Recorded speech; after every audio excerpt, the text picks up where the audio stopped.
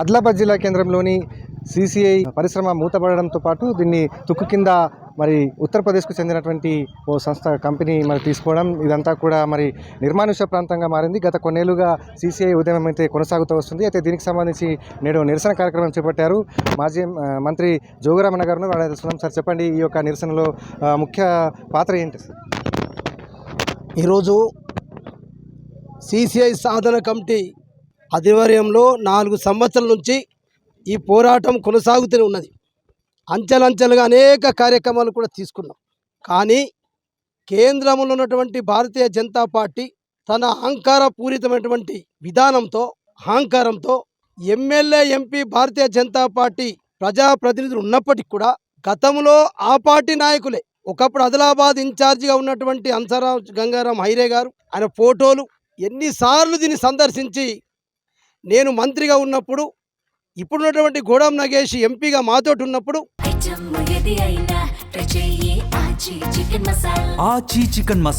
అప్పుడున్నటువంటి కేంద్ర ప్రభుత్వానికి పలు దఫాలు కలిస్తే వీళ్ళు ఇక్కడ భయపడి ఇదేదో మళ్ళా టీఆర్ఎస్ పార్టీ బీఆర్ఎస్ పార్టీకి సీసీఐ సాధన కమిటీకి లాభమవుతుందని చెప్పి ఆ రోజు మరి అనేక సందర్భాలు ఎన్నో వాళ్ళు మాట ఇచ్చి దీన్ని మేమే కట్టిస్తాం, మేమే పునర్నిర్మాణం చేస్తామని చెప్పి హంసరాజ్ గంగారాం హైరే గారు ఆనాడు గంగారాం ఆధ్వర్యంలో ఇక్కడ ఇప్పుడు ఎమ్మెల్యే అప్పటి భారతీయ జనతా పార్టీ జిల్లా అధ్యక్షుడు అప్పటి ఎంపీ సోయం బాపుడు ఇక్కడ పాపం భూ నిర్వాసితులు కూడా ధర్నా చేస్తే మీరు సిమెంట్ పరిశ్రమ పునఃప్రారంభిస్తారా లేకపోతే మా భూములు మాకు అప్పచెప్తే మేము వ్యవసాయం చేసుకొని బతుకుతామని చెప్పి భూ నిర్వాసితులు అప్పుడు కూడా నిమ్మరసం ఇచ్చి ఆ రైతులు ధర్నా చేస్తే ఢిల్లీకి తీసుకెళ్తాం, మా నరేంద్ర మోడీ గారి నాయకత్వంలో సిమెంట్ పరిశ్రమ పునఃప్రారంభిస్తామని చెప్పింది భారతీయ జనతా పార్టీ.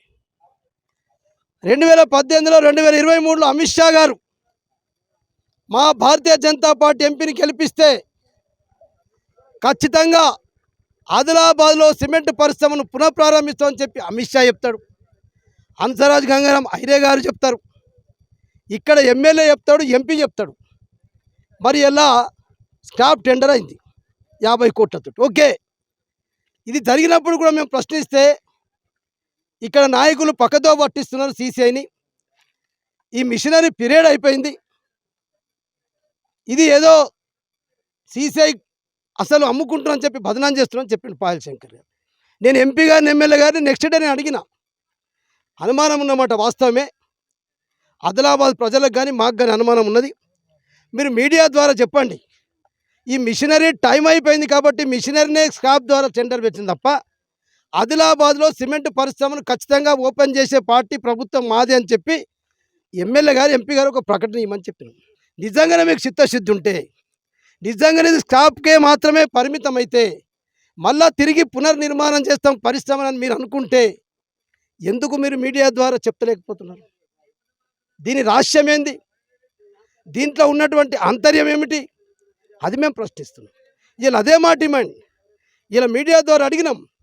ఇప్పటికైనా ఎంపీ ఎమ్మెల్యే గారు మీకు చిత్తశుద్ధి ఉంటే ఆదిలాబాద్ జిల్లా ప్రజల యొక్క అభివృద్ధిని కోరుకున్న వ్యక్తులైతే మీకు ఓట్లేసి గెలిపించినటువంటి ప్రజలకు న్యాయం చేయాలన్నటువంటి తపన అకుంఠిత దీక్ష ఉంటే కట్టుబడి ఉంటే మీరు రేపు ప్రకటన చేయండి, తిరిగి అక్కడనే పునఃప్రారంభిస్తాం సీసీఐని, ఇది స్క్రాప్ టెండర్కు మాత్రమే.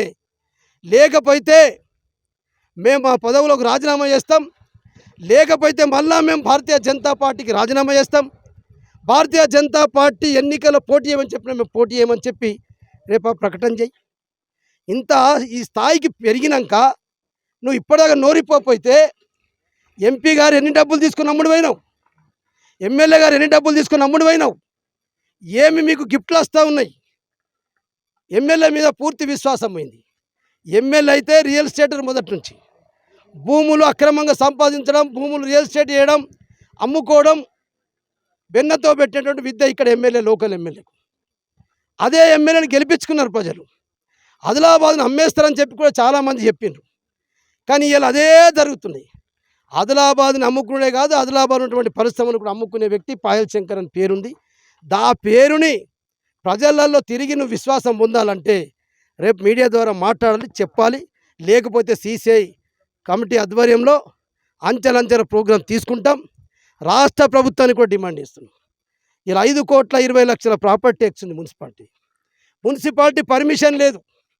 మున్సిపాలిటీ వాళ్ళు స్పందిస్తలేరు. మున్సిపాలిటీ కూడా మంత్రి ఇలా రేవంత్ రెడ్డి దానికి ఎందుకు రాష్ట్ర ప్రభుత్వం దీంట్లో పట్టించుకోదు? 20 కోట్ల రూపాయల కరెంటు బిల్లు ఉంది, ఎందుకు పట్టించుకోరు? రాష్ట్ర ప్రభుత్వం చొరవ తీసుకొని మొన్న కాంగ్రెస్ వాళ్ళు కూడా ఇక్కడికి వచ్చి ధర్నా చేసిండ్రు, సంతోషం, వాళ్ళని మేము అభినందిస్తున్నాం. మీ ఆధ్వర్యంలో మీ శ్రీధర్ బాబు గారితో ఎట్లయితే ఆనాడు నేను ఎమ్మెల్యేగా ఉండి కేటీఆర్ మంత్రి గారిని ఆనాడు ఉన్నటువంటి స్వర్గీయ అనంత గీతే గారు భారీ పరిశ్రమ శాఖ మంత్రి గారి దగ్గరికి నేను ఇదే ఎంపీ గోడం నగేష్ తీసుకుపోయినాం కదా, కల్పించినాం కదా. ఆనాడు మా ప్రభుత్వంలో నేను ఎమ్మెల్యేగా ఉండి ఇండస్ట్రియల్ మినిస్టర్ కేటీ రామారావు గారు ఉంటే లేఖ ఇప్పించినాం. మీరు కనుక ఈ సిమెంట్ ఆదిలాబాద్లో సిమెంట్ పరిశ్రమను పునఃప్రారంభిస్తే మా ప్రభుత్వం నుంచి ఇచ్చే కొత్త పరిశ్రమకి ఏ రాయితీలు ఇస్తున్నామో ఆ రాయితీలన్నీ ఆదిలాబాద్ సిమెంట్ పరిశ్రమకి ఇస్తామని చెప్పి కేటీ రామారావు గారు ఇండస్ట్రియల్ మినిస్టర్గా చెప్పిండు. రెండోది పెట్టిండు, మీరు ఎట్లయితే రామగుండంలో మరైతే కోరామండల్ ఎరువుల పరిశ్రమ పెట్టిండ్రో దానికి కూడా రాష్ట్ర ప్రభుత్వం 51%, కేంద్ర ప్రభుత్వం 49% వాటాతో అయితే కొనసాగుతుందో అదే సేమ్ భాగస్వామ్యంతో మేము కూడా 51% ఇస్తాం, 49% మీరు ఇస్తారా అట్ట పెడదాం. లేదు అనుకుంటే ఎన్ని వందల కోట్ల రూపాయలున్నా మొత్తం మీరు మా రాష్ట్ర ప్రభుత్వానికి మీ కేంద్ర ప్రభుత్వ రంగ సంస్థ సీసీఐని మాకు హ్యాండ్ ఓవర్ చేస్తే అది మేమే ఓవర్టేక్ చేసి నడిపిస్తామని చెప్పినాం. ఇంత స్పష్టంగా నాడు బీఆర్ఎస్ పార్టీ ప్రభుత్వం ఉన్నప్పుడు మా మంత్రిని ఢిల్లీకి తీసుకుపోయి చెప్పించిన ఇప్పుడు ఇక్కడ ఉన్నటువంటి కాంగ్రెస్ పార్టీ ఆ పని చేయండి. మీరు నిరసన చెప్పిన సంతోషం, మీ మంత్రుల దగ్గర తీసుకుపోయి మీ ముఖ్యమంత్రి కలిపియండి. మీరు ఆ మాట కేటీఆర్ రామారావు లేఖ రాసినట్టు మీ ముఖ్యమంత్రి గారితో మీ భారీ పరిశ్రమ శాఖ మంత్రితో లెటర్ రాపియండి. మీ మంత్రి నేతృత్వంలో సీసీఐ సాధన కమిటీ తీసుకెళ్ళండి. అది చేపించిన రోజే. లేకపోతే ఇద్దరు కేంద్రం రాష్ట్రం ఇద్దరు దొంగలు కలిసి ఆదిలాబాద్ సిమెంట్ పరిశ్రమ అమ్మేస్తున్నారని చెప్పి తప్పకుండా రాబోయే రోజుల్లో సిమెంట్ పరిశ్రమ పునఃప్రారంభించకపోతే ఈ సీసీఐ సాధన కమిటీ ఆధ్వర్యంలో పెద్ద ఎత్తున ఆందోళన కార్యక్రమం చేపడతాం. దీన్ని పునఃప్రారంభించేంత వరకు పోరాటం చేస్తాం. మొండి వైఖరితో కేంద్రం రాష్ట్రం వెళ్తే రాబోయే ఎన్నికల్లో వాళ్ళకి ఏం బుద్ధి చెప్పాలో ఆదిలాబాద్ ప్రజలు బుద్ధి చెప్తారు. సో ఇది మొత్తం మీద మనం చూసుకోవచ్చు. ఇది ఆదిలాబాద్ జిల్లా కేంద్రంలో ఉన్నటువంటి ఈ యొక్క సీసీఐ సిమెంట్ పరిస్థితి పూర్తిగా ఇది టోటల్ గత కొన్నేళ్ళుగా ఇది మూతపడినటువంటి పరిస్థితి. అయితే దీన్ని స్క్రాప్ కింద టెండర్లు వేసి అమ్మకం చేస్తుండడంతో మరి దీనిపై సీసీఐ సాధన సమితి ఆధ్వర్యంలో దీన్ని పునఃప్రారంభించాలని చెప్పేసి దీంతో అఖిలపక్షం ఆధ్వర్యంలో మిగతా బీఆర్ఎస్ పార్టీ జిల్లా అధ్యక్షులు మాజీ మంత్రి జోగురామన్తో పాటు వివిధ సంఘాల నాయకులందరూ కూడా కలిసి మరి దీనిపై ఒక ఉధృతమైనటువంటి ఉద్యమాన్ని కొనసాగిస్తున్నారు.